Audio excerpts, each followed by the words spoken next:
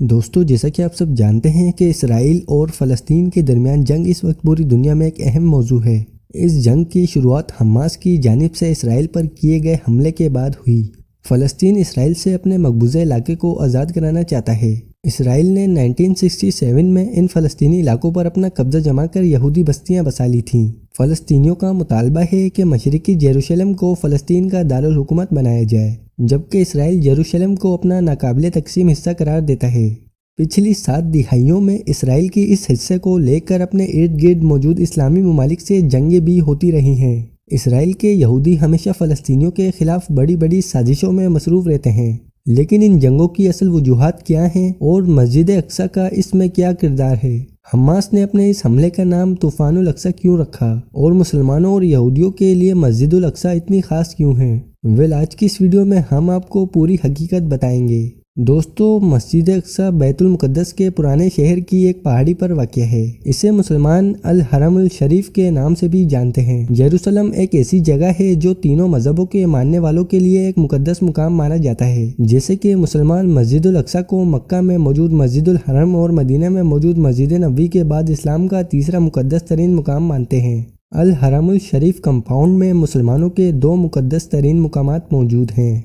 مسجد اقصیٰ بھی اس مقامات میں شامل ہے، جسے 8ویں صدی میں تعمیر کیا گیا تھا۔ دوستو، اسلامی تاریخ کے مطابق ان مقامات پر کئی پیغمبروں نے اپنے اپنے دور میں عبادات کی ہیں، جن میں حضرت ابراہیم علیہ السلام، حضرت داؤد علیہ السلام، حضرت سلیمان علیہ السلام، حضرت الیاس علیہ السلام اور حضرت عیسیٰ علیہ السلام شامل ہے۔ اس کے علاوہ سب سے اہم وجہ ہمارا ایمان اور اعتقاد ہے کہ ہمارے پیارے نبی حضرت محمد صلی اللہ تعالیٰ علیہ وآلہ وسلم کو سال 620 عیسوی میں ایک ہی رات کے دوران مکہ مکرمہ سے الاقصیٰ مسجد لایا گیا، جہاں سے انہوں نے معراج کا سفر کیا تھا۔ اس لیے ہم مسلمان چاہے دنیا کے کسی بھی کونے میں موجود ہوں، ہمارے لیے یہ مقام ایک خاص اور مقدس حیثیت رکھتا ہے۔ دوسری طرف یہودیوں کا ماننا ہے کہ شاہ سلیمان نے 3000 سال قبل پہلی یہودی عبادت گاہ اسی مقام پر تعمیر کی تھی۔ ان کے مطابق اس مقام پر تعمیر ہونے والی دوسری یہودی عبادت گاہ کو رومیوں نے 70 قبل از مسیح میں تباہ کر دیا تھا۔ پھر اسی بات کو مانتے ہوئے 1967 کی جنگ میں اسرائیل نے مسجد الاقصیٰ پر قبضہ کر لیا تھا اور مشرقی یروشلم اور ویسٹ بینک کے ساتھ ساتھ اس پر بھی اسرائیل نے اپنا قبضہ جما لیا۔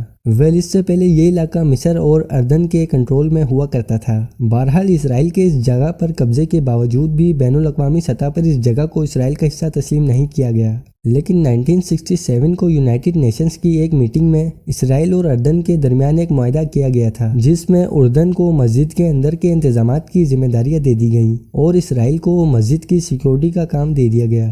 اس معاہدے کے مطابق غیر مسلم لوگ بھی اس مسجد میں آ جا سکتے ہیں، لیکن مسجد کے اندر عبادت کرنے کی اجازت صرف مسلمانوں کو ہے۔ اسرائیل کی حکومت کے فیصلے کے تحت اس مقام کا دورہ صرف بطور سیاحی کر سکتے ہیں۔ اسلامی تاریخ کے مطابق مسلمانوں کا ماننا ہے کہ اس مقام پر حضرت محمد صلی اللہ تعالیٰ علیہ وآلہ وسلم نے معراج کے سفر کے دوران البراق کو باندھا تھا۔ یہ مسلمانوں کے لیے تیسرا دنیا کا سب سے بابرکت مقام ہے۔ اسرائیل کے یہودی مسجد الاقصیٰ پر قبضہ کر کے مسلمانوں کو اس سے بے دخل کرنا چاہتے ہیں۔ تاریخ میں کئی مرتبہ یہودیوں نے اس جگہ پر اپنا پورا قبضہ جمانے کی بہت سی کوششیں کی ہیں، لیکن فلسطین کے بہادر مسلمانوں نے اپنے بچوں تک کو اس کی حفاظت کی خاطر قربان کر دیا۔